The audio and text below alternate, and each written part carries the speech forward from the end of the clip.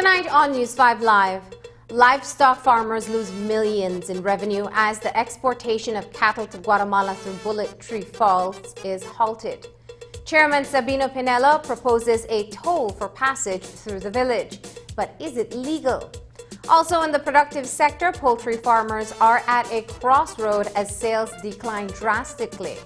Director of Health Services Dr. Marvin Manzanero says new measures in a leaked internal memo are specifically for medical staff in the public health system. He says that specialists in private sector with contracts are not affected. There is no date yet for schools to open, and as of midnight, children under 16 are to stay indoors between 4 in the afternoon and 8 in the morning. And the Public Health Department outlines protocols for the management of COVID-19 related deaths. Details of these stories and more coming up in tonight's newscast. With over 100 years of service excellence in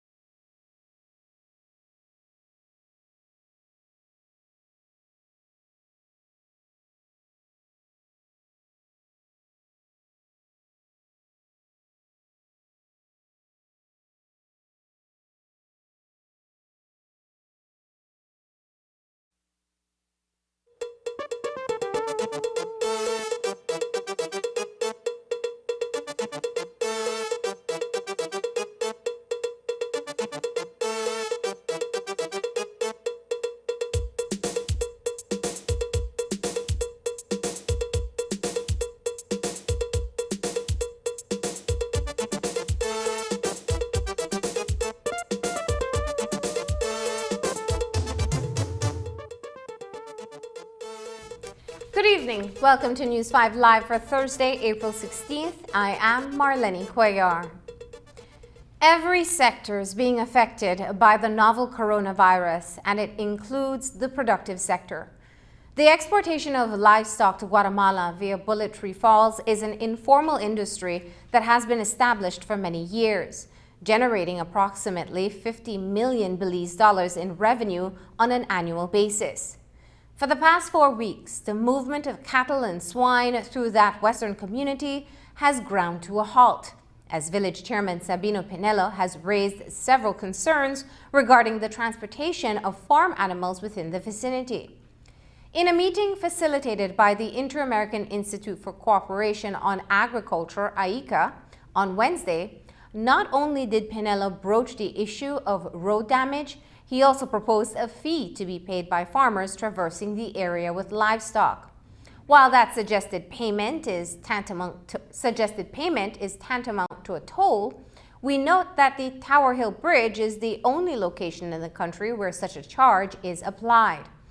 But Pinello insists that the community has to benefit from commercial traffic, and the Bullet Tree Falls Village Council is yet to determine a fee. The prohibition comes at a time when the agro-productive sector is also reeling from the economic impact of COVID-19, and every dollar earned in foreign exchange is much needed. The loss of revenue in the past month alone is estimated between $4 to $5 million. But is the Village Council chairman acting outside of his legal powers or authority?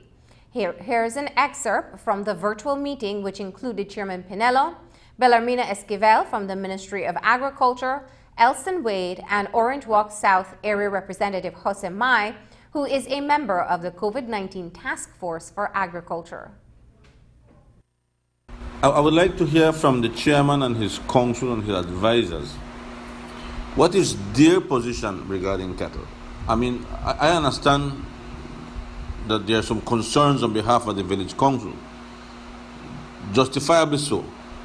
I would like to hear what are their concerns. Cattle has been going through that area for many years. Now, what is their concern about the export of cattle going through Bullet Tree Falls? I think you hit the nail on the head, Honorable. We would like to hear from them. Indeed, I was coming to that, and because that will be dependent on to hear their position, so that then we can discuss any all right. Okay, sure. So, indeed, yes, we would like to hear from the chairman probably what is their position as it relates to the continuity or not. What is their position as it relates to opening or not to trade. Thank you, Honorable. Good morning, gentlemen. Good morning. Thanks for having us involved in this. As I mentioned, my name is Sabino. I am the chairman of this community. Right, our main objective, gentlemen.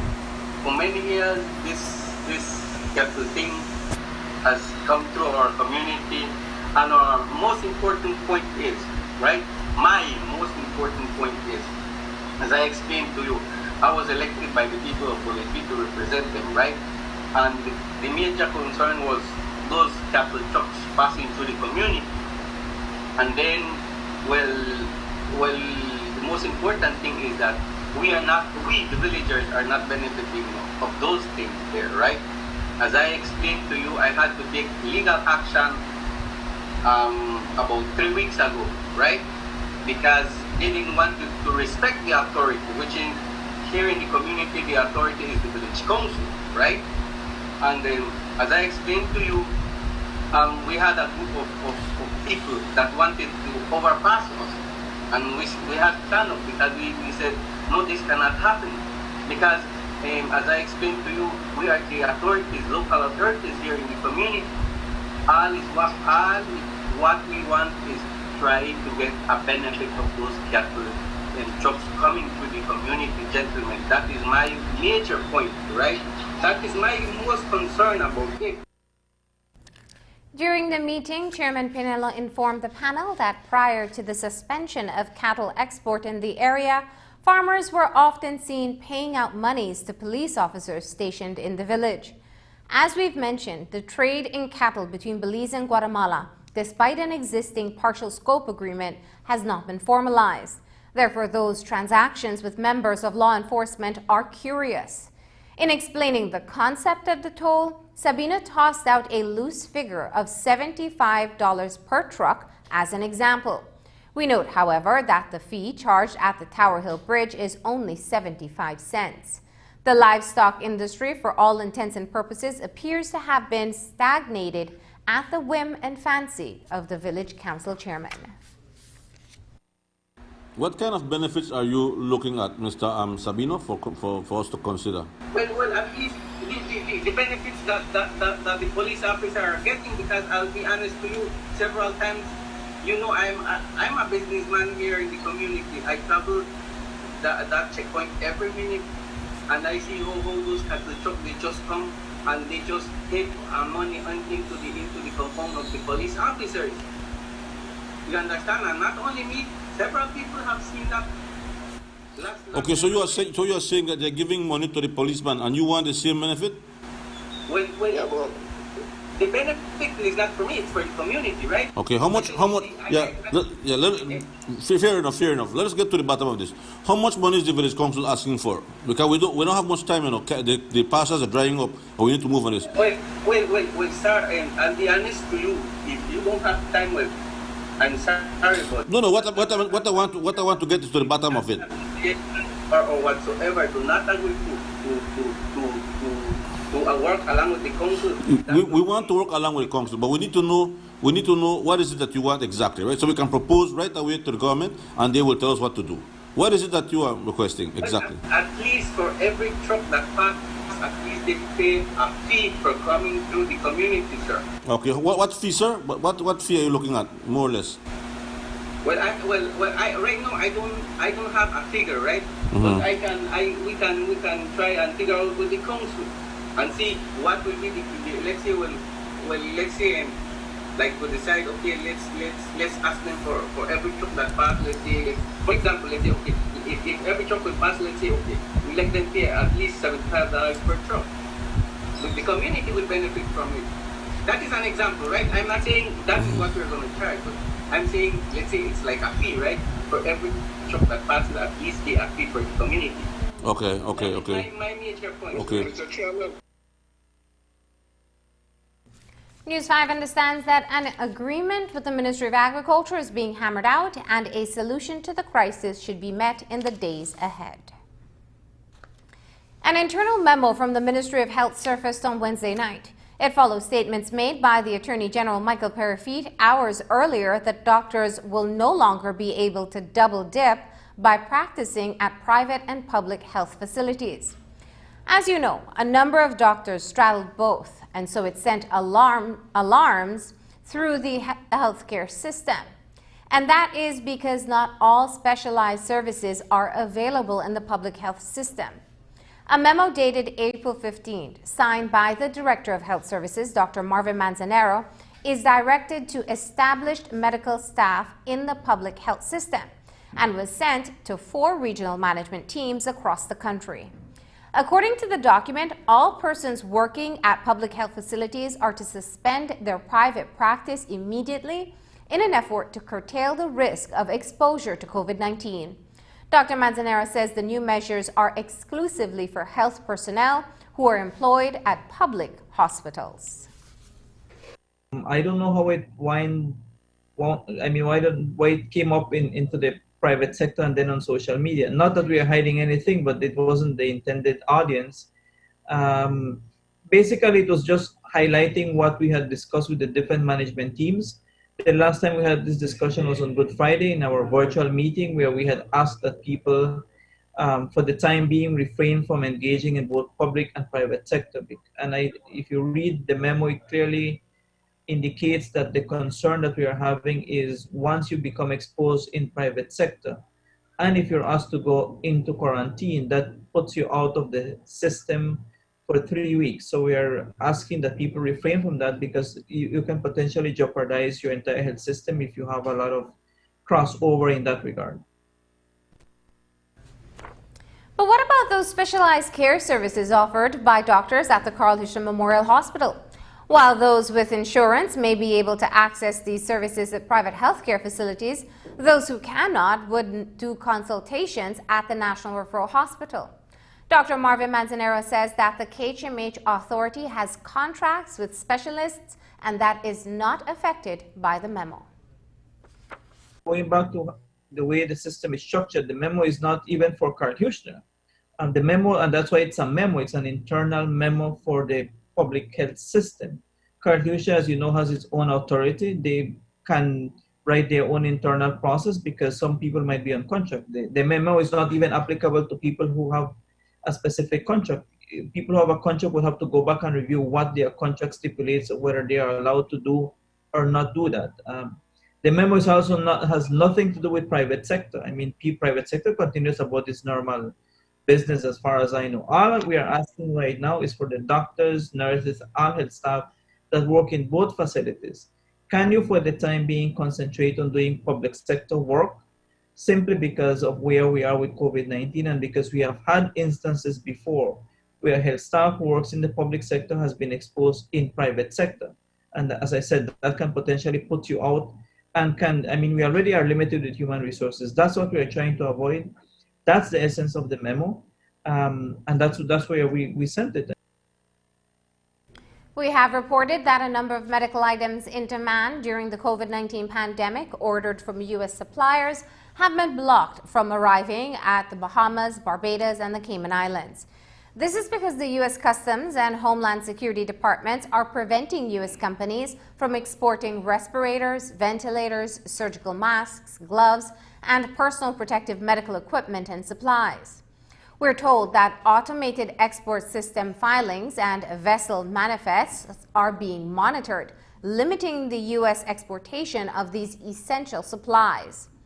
Well, a special notice from Hyde Shipping in circulation states that because of the U.S. measures, it is not allowed to export any of the mentioned items. From what we've learned, companies and suppliers that are attempting to purchase the items privately are being advised to source them from Europe and Asia. There is no specific information as to how many of these items are being held up in the process. But the Director of Health Services, Dr. Marvin Manzanero, told News 5 today that the ministry is also looking at rerouting the importation process. PPEs and testing kits. We still have some ventilators on their way and some other equipment. So we're trying to find creative ways of getting it here. So rerouting it through avenues that don't have to go through the US is one. There's a flight coming in to pick up persons today. I believe that we were exploring the possibility of whether some items could have arrived through that mechanism. As soon as I leave here, I'll go and find out whether those items actually came into country or not. Across the globe, there is a call for more testing to determine as much as possible the number of persons carrying the virus and to contain its spread. Even persons who are staying at home are encouraged to test if they're showing symptoms of the virus. But in many places, there is a shortage of testing kits because they are being held up by the U.S., which is desperately in need of more testing kits. Locally, the Prime Minister said earlier in the week that Belize is to acquire more testing kits from the Cayman Islands, in addition to those from Pajo and the Roche Company in Guatemala. Figures released by the Ministry of Health this afternoon show that 651 persons have been screened so far. The number of positive cases remains at 18 since Monday. No positive cases yesterday. All of them were negative. I don't have the full number of what was done yesterday, but we didn't get any positive results yesterday. We need to remain focused on the items that we have said. I know people, on the one hand, we are crucified every time we do a positive result. And if it's a negative, then they're saying, oh, maybe you're hiding something. Trying to balance that, but let's not forget the fact that we still need to keep doing what we have been doing, the social distancing aspect, the washing of hands, people who are ill should not be accessing public system. There's more news after the break, so stay tuned.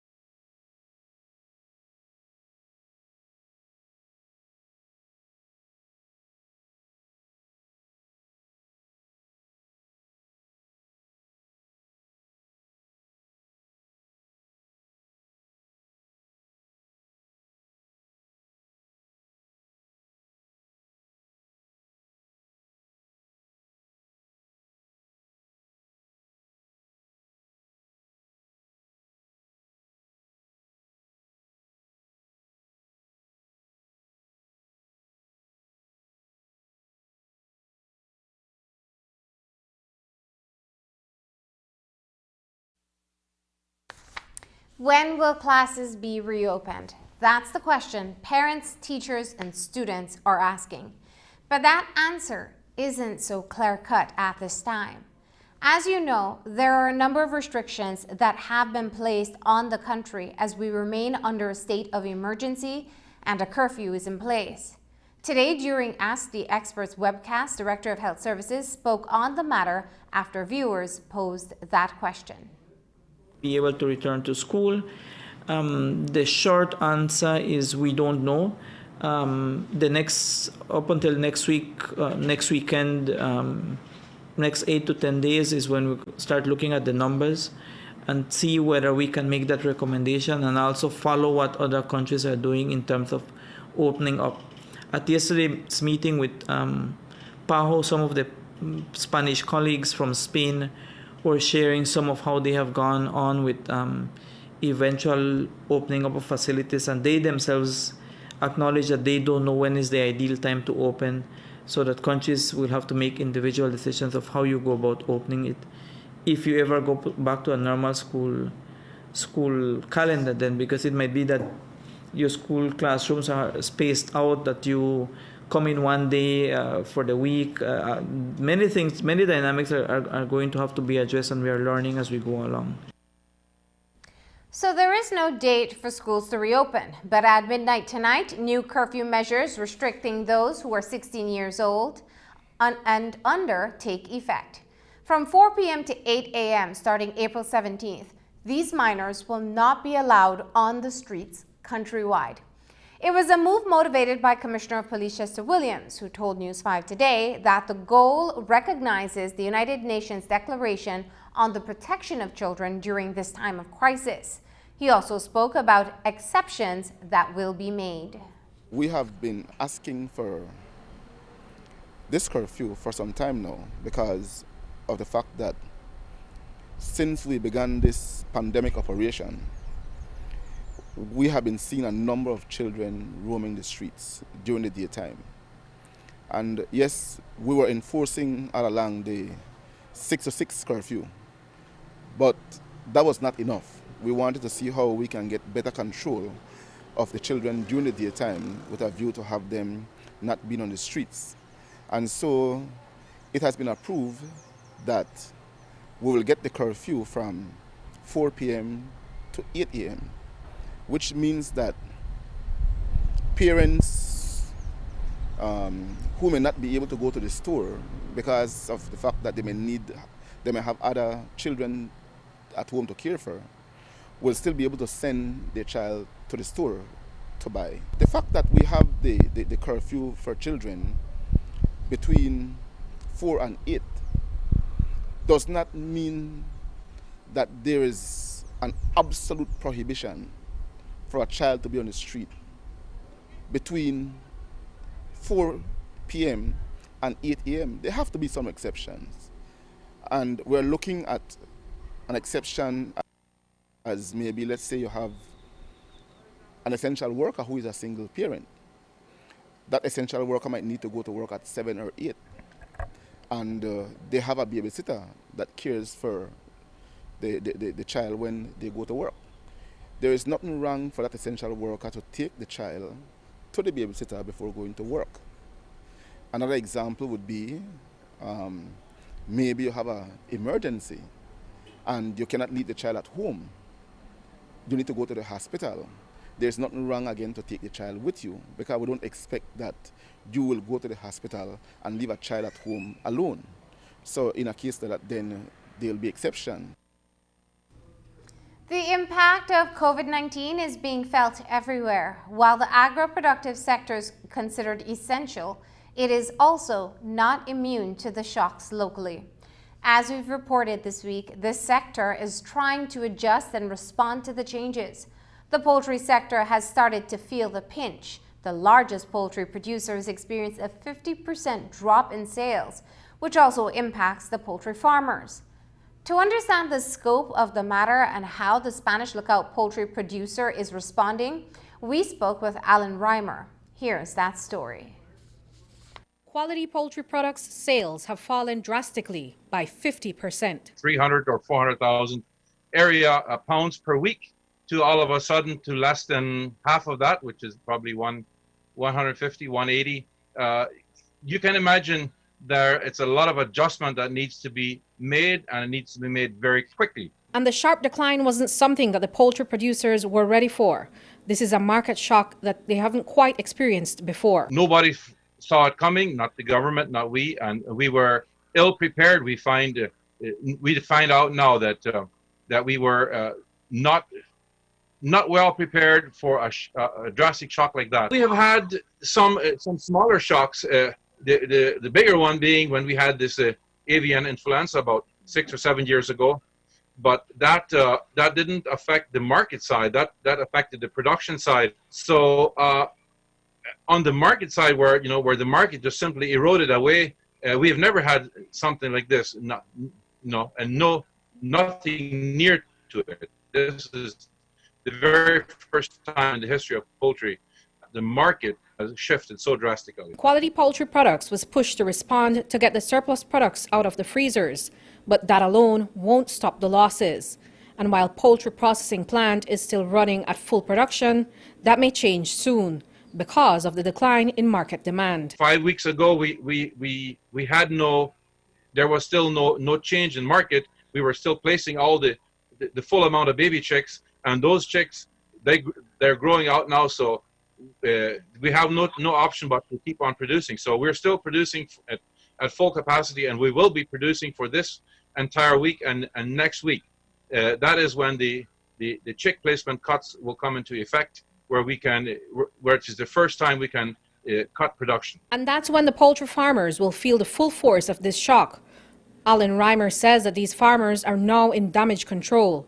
They've had to get rid of a large percentage of the breeder stocks. On the breeder side, which are the hens that produce the fertile eggs to go into the hatchery, I think, as you have probably followed on social media, a lot of those hens were donated to surrounding villages, just to be consumed.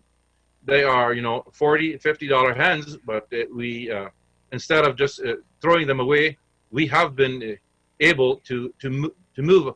As far as my knowledge, we have been able to move all hens and donated them away so that they went to some good cause, which is not the case for all the products. Some of the products we haven't been fortunate enough to all give away. At this very moment, I think all the farmers are still in damage control. They still don't pay attention to recovery. They haven't given recovery phase a thought yet.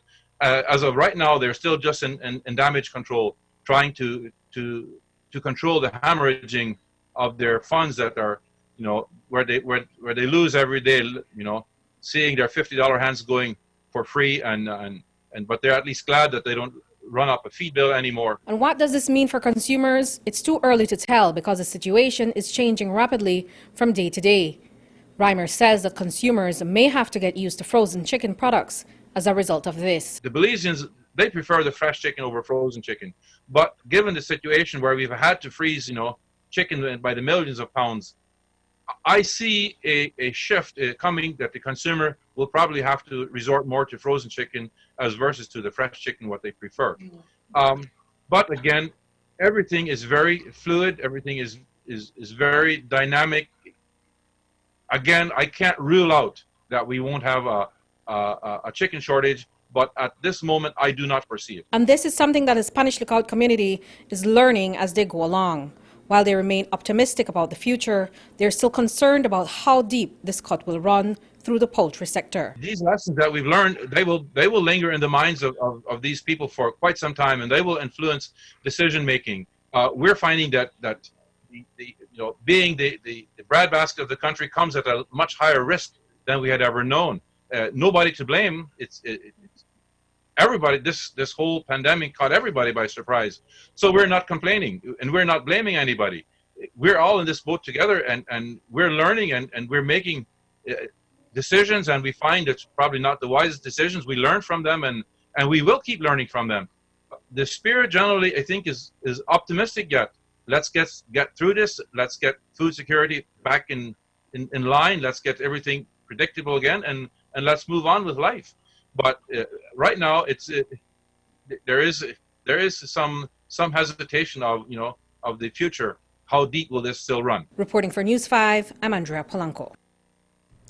And while the problems in the livestock sector affect those who are moving cattle to be exported, it is also affecting the dairy cattle.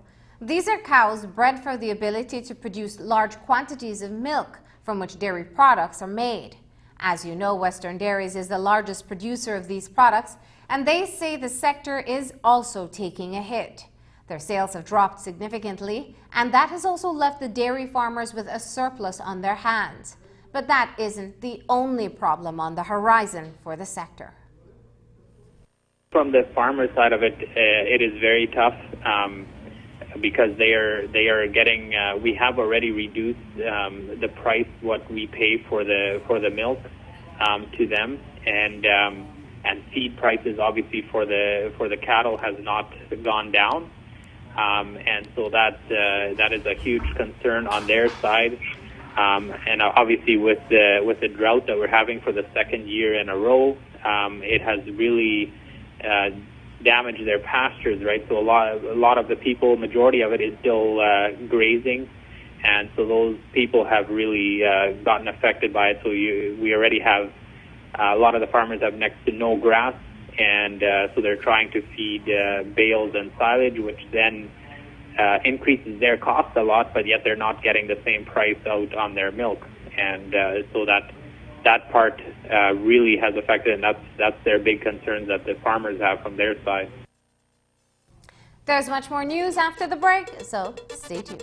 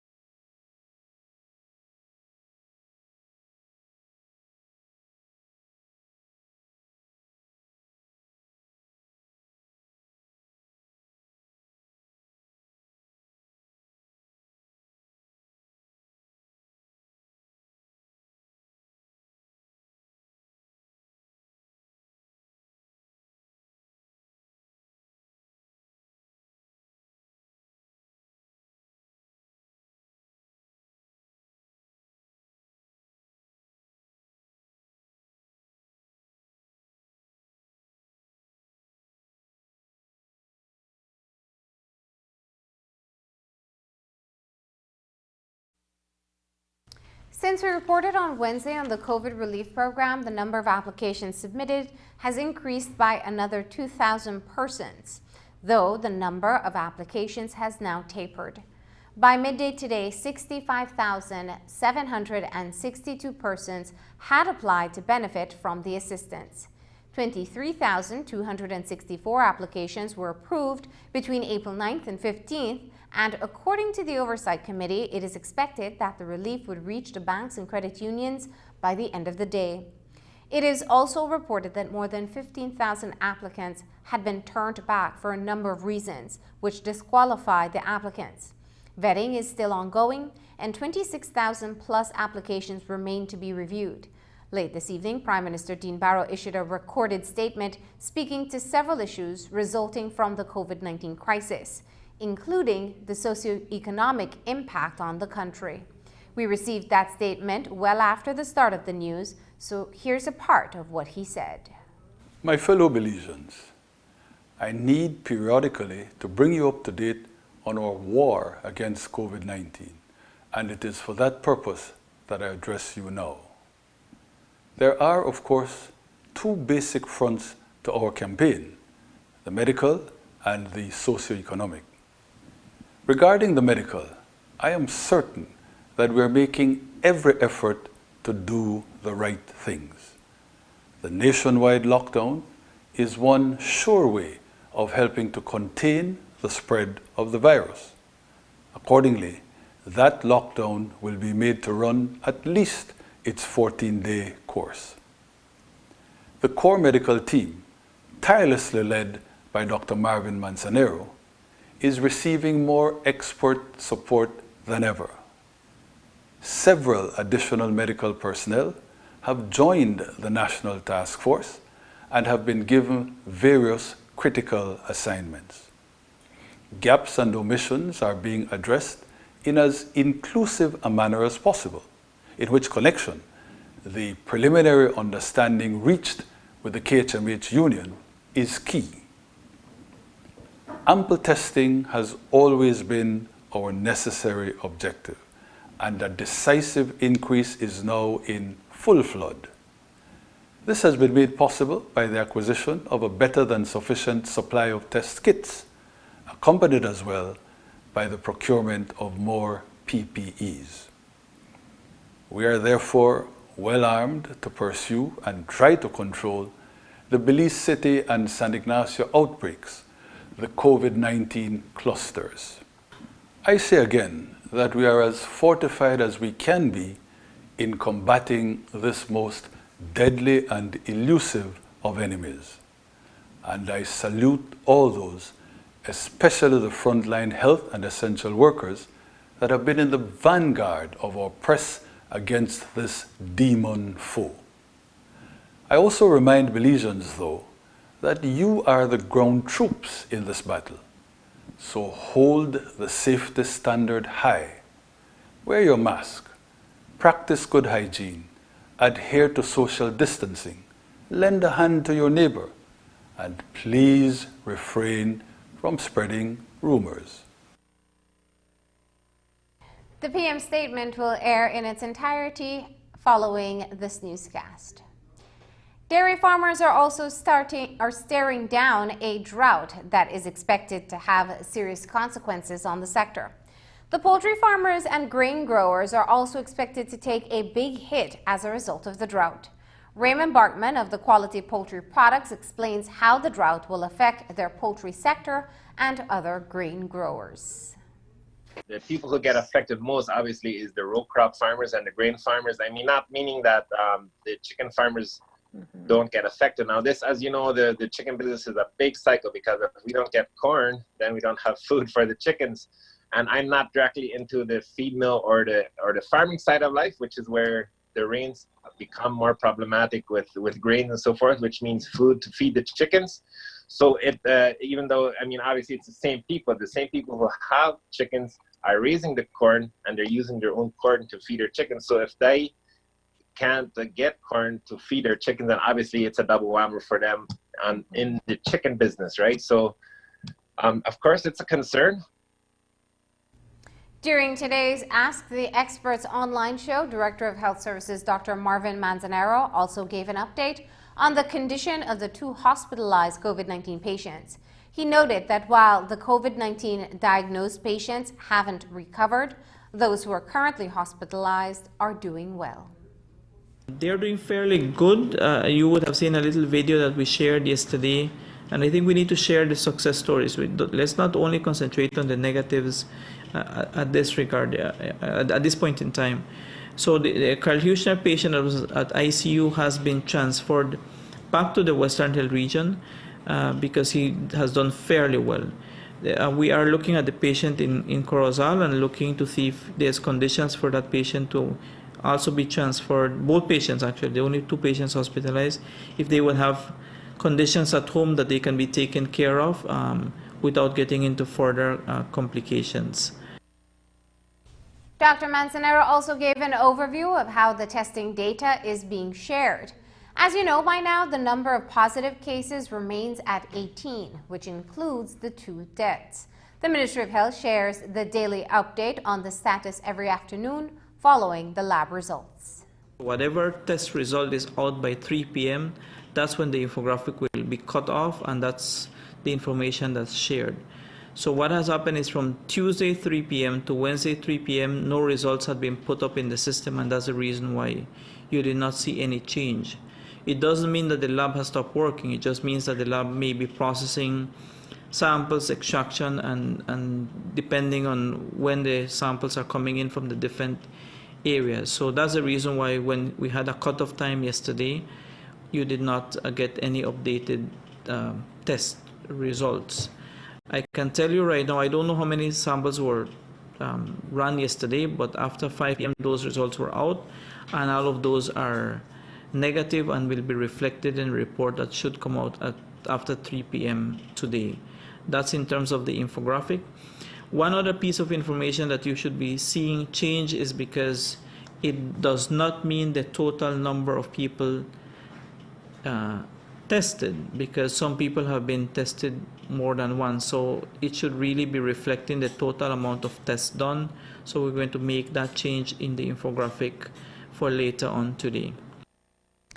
And on the topic of COVID-19, Director of Health Services Manzanero says that they are ensuring that medical personnel have access to online educational resources and sessions.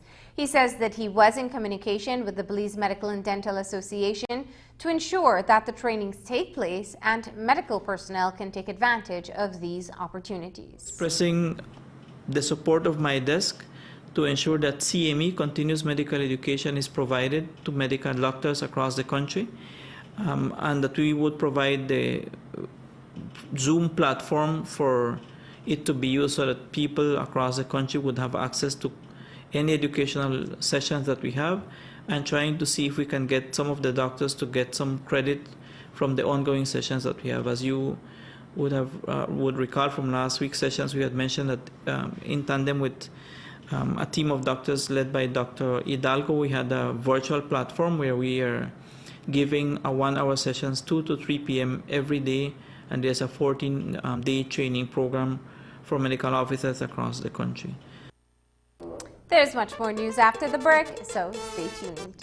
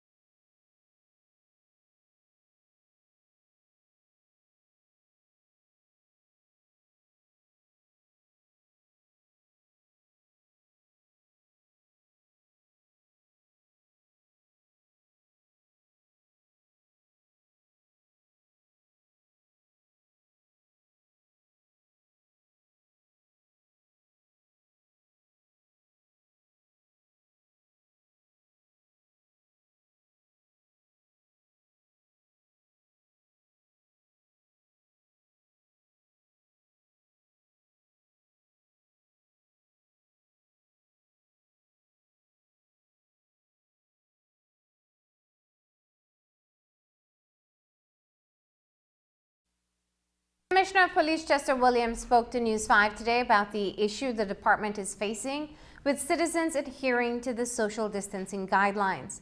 On Wednesday, we showed you the queue of residents trying to access services from financial institutions as well as various pantry programs across the city.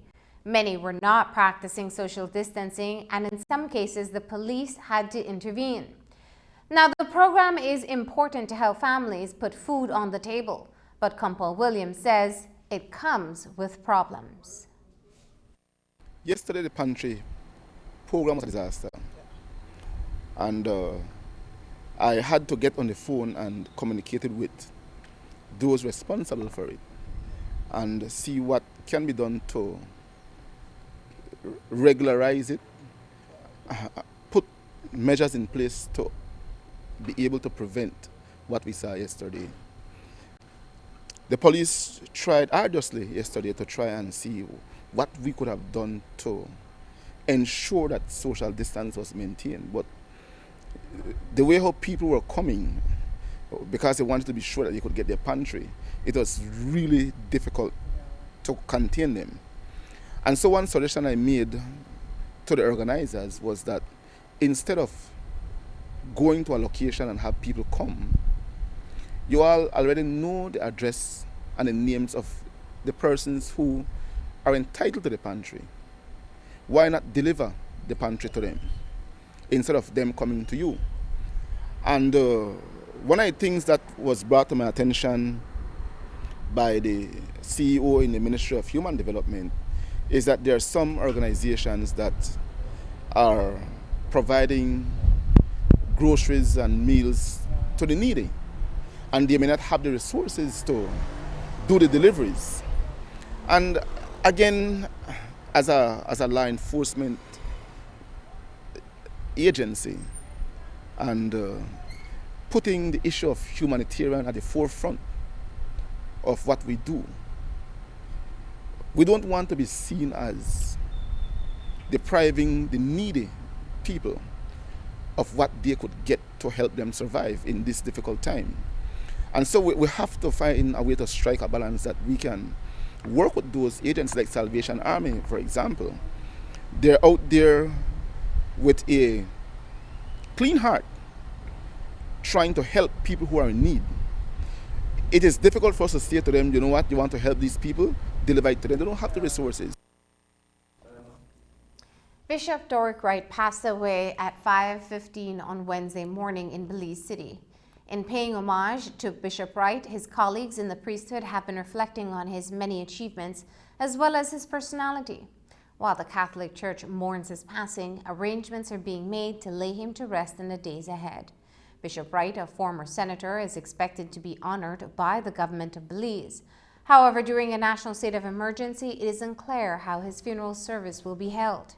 Here is more from Father Noah Leslie, who has been a close friend of Bishop Wright for the past 65 years. First of all, we have to look at him as a pastor. He was very dedicated as a pastor. He enjoyed visiting the hospital, visiting the sick. That was, in fact, a priority for him every morning to make his rounds at the hospital. He enjoyed visiting parishioners. He loved to go to wakes, especially in our districts. I worked in Orange Walk, and the minister was told about him going to wakes and so forth at that time. And I would say as a priest, he took celebrating Mass quite seriously. He enjoyed making sure that things were set up properly for that particular occasion. As a priest, I would say he was very pastoral. He was kind of stern at times. He didn't let things go by so easily. He dealt with things the best way he knew he could at that particular time. He also, I would say, he served as the bishop's right-hand man. At that time was Bishop Martin, as his vicar general, and he carried out his duties quite diligently, assisting Bishop Martin on several occasions on his going to the districts to confirm when Bishop Martin was reaching his advanced years and couldn't get around as he'd want to, Bishop Wright would substitute for that, and of course he enjoyed it. Of course, then we saw what was coming in time. So far, 2 persons have died from COVID-19, and as we know, the protocols for their burial are within the established measures set by the World Health Organization. The Public Health Department's Principal Public Health Inspector, John Bowden, today provided details for the management of COVID-19 related deaths. The protocols, as he outlines, include how the body is handled and disposed. He says the 2 options are burial or cremation. Here he explains. Primarily what happened in the management of these individuals are primarily the same approaches, but with some modification. For example, if an individual dies at this point in time, the body is placed directly into a body bag. So this is something different than what used to happen before.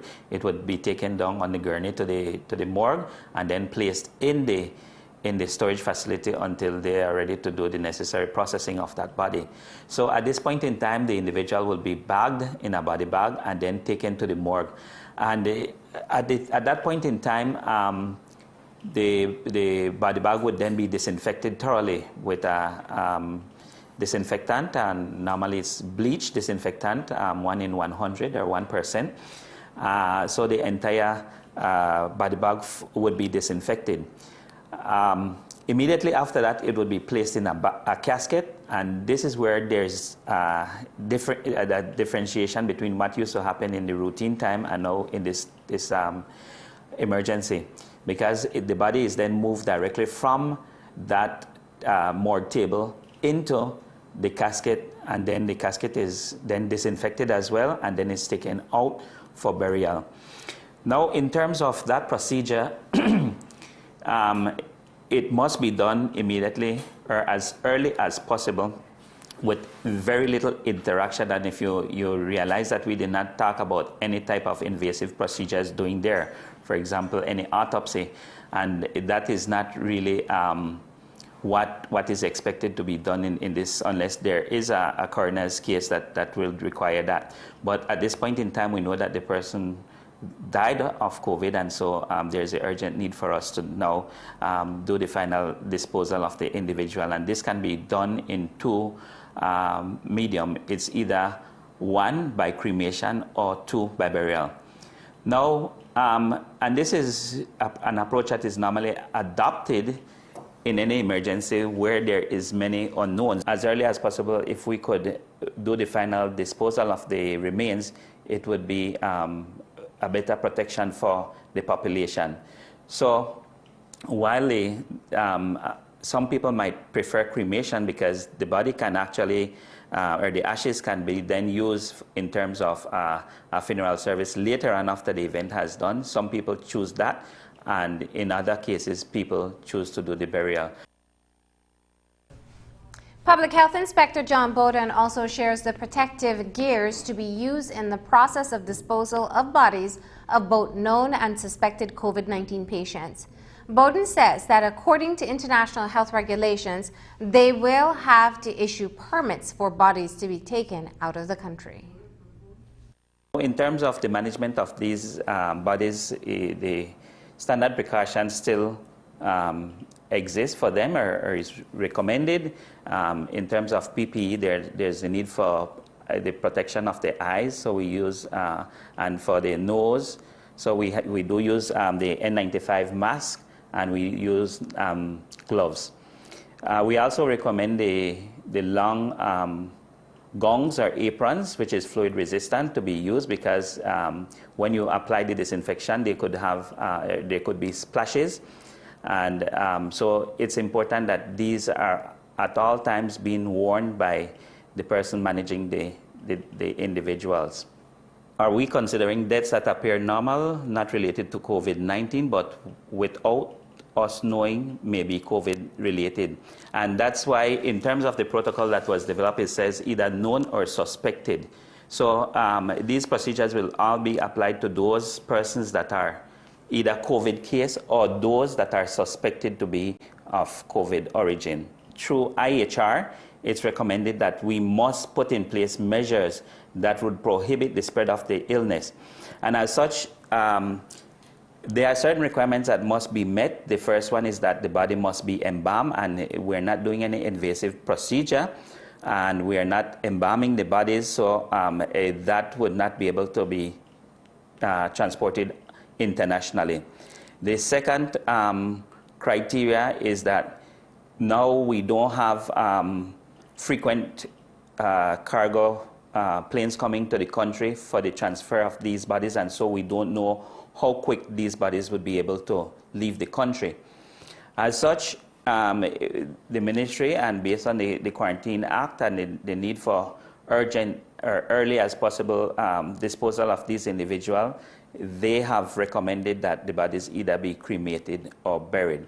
So in regards to those people who might want to get the remains of their individuals transferred internationally, the only way it can be done if the body is cremated. Again, there will be no risk because of the high temperature through which the body burns. Bowden says that families are still required to cover costs for burial or cremation. He notes that costs are determined by funeral homes that handle the process. Coming up after the break, Healthy Living looks at the plight of patients who have to travel to access life-saving treatment.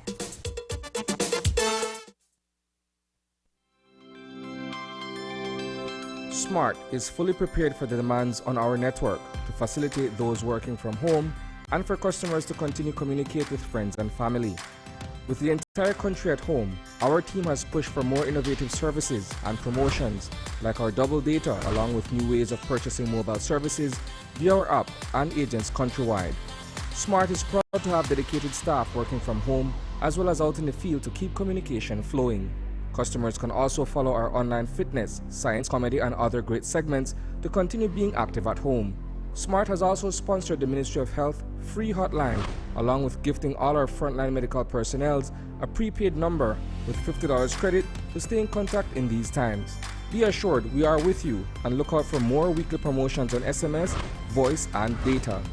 Be smart and be safe.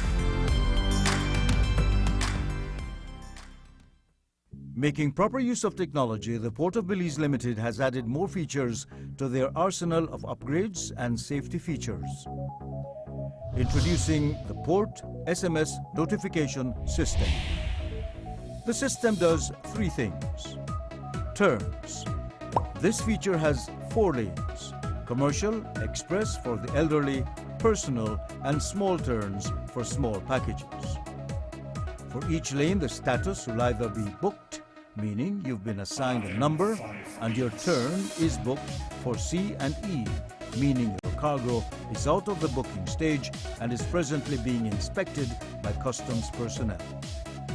Text the word turn to 610-1700, 610-1700. 2. Tally, which means your cargo has been counted and ready for pickup. Text the word tally, space, and your bill of lading or dock receipt number to 610-1700, 610-1700. 3. Charges. It provides loading and excess charges for cargo based on bill of lading number. Text the word charges, space, and your bill of lading number to 610-1700, 610-1700. These features do not require any registration or activation and can be accessed by any BTL or smart number. Port of Belize Limited, a port with a global perspective.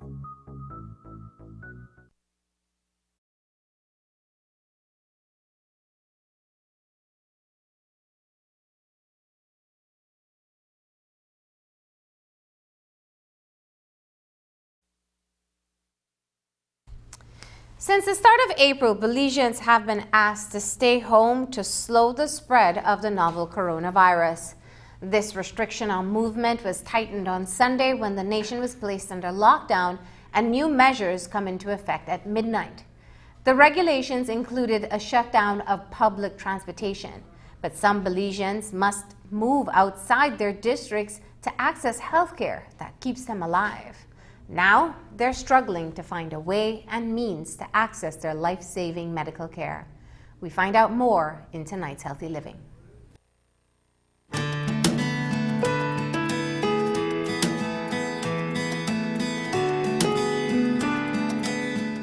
This is what the main bus terminal in Belize City looks like 6 days into the lockdown.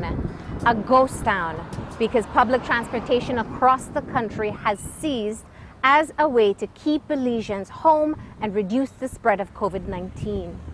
But there are people who relied on the transportation to be able to get treatment that keeps them alive. And now, with no way of moving around the country, they're desperate for help. It's a hard decision to make right now. It breaks my heart.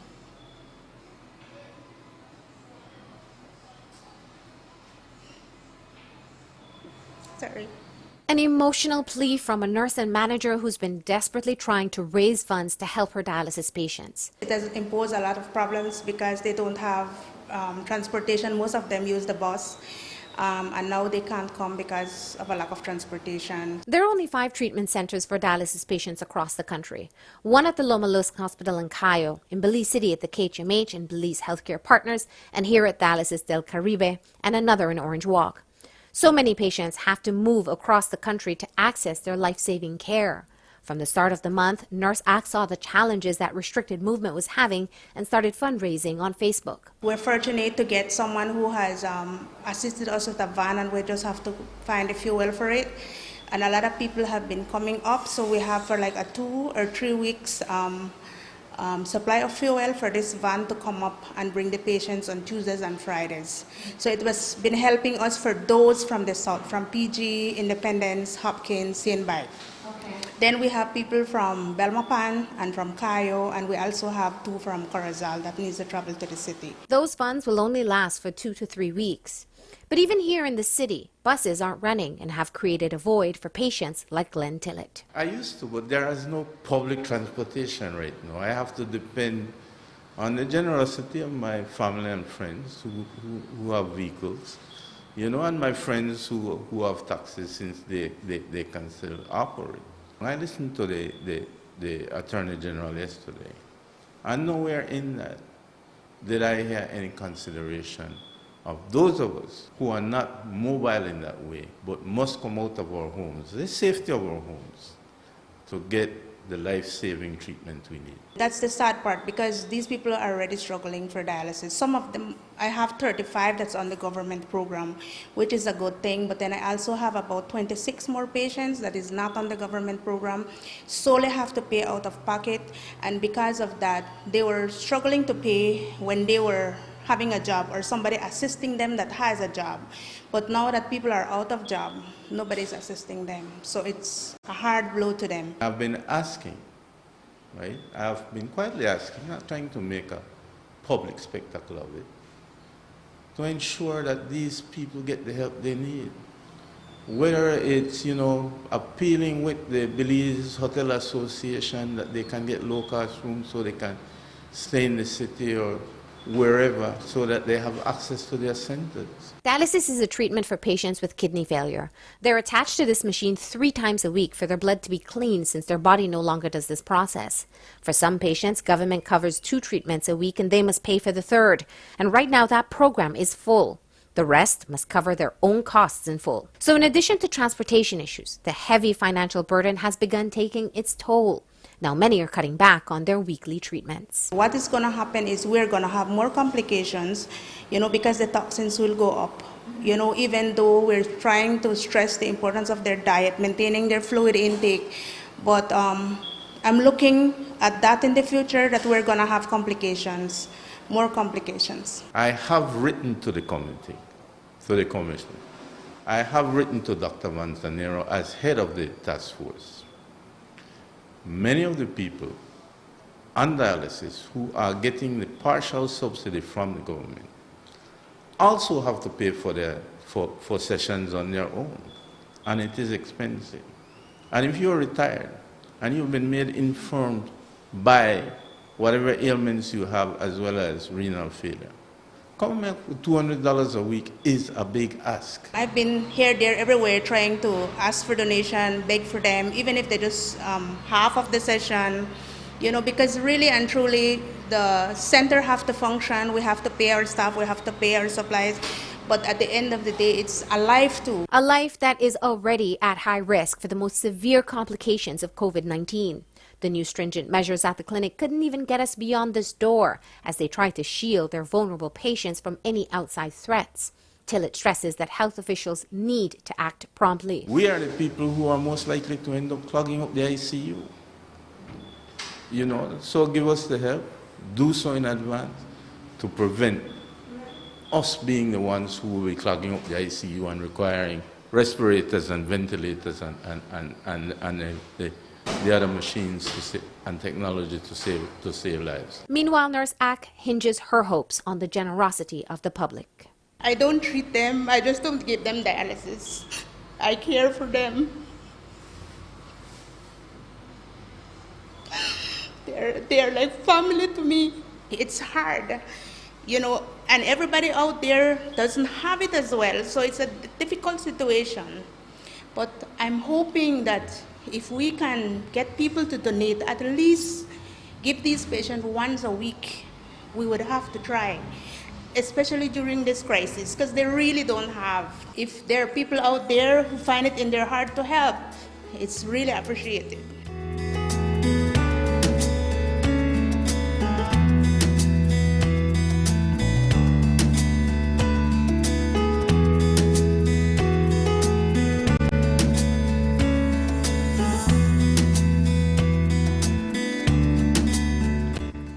For those who would like to help, you can contact the Kidney Association of Belize, or you can contact Nurse Ack at 671-0996 or 280-0040. You can also email the office at dialysisdelcaribe.com. And that's the news. Don't forget that tonight's broadcast is available in both text and streaming video at channel5belize.com. You can also connect with us on our Facebook page at facebook.com/News5Live.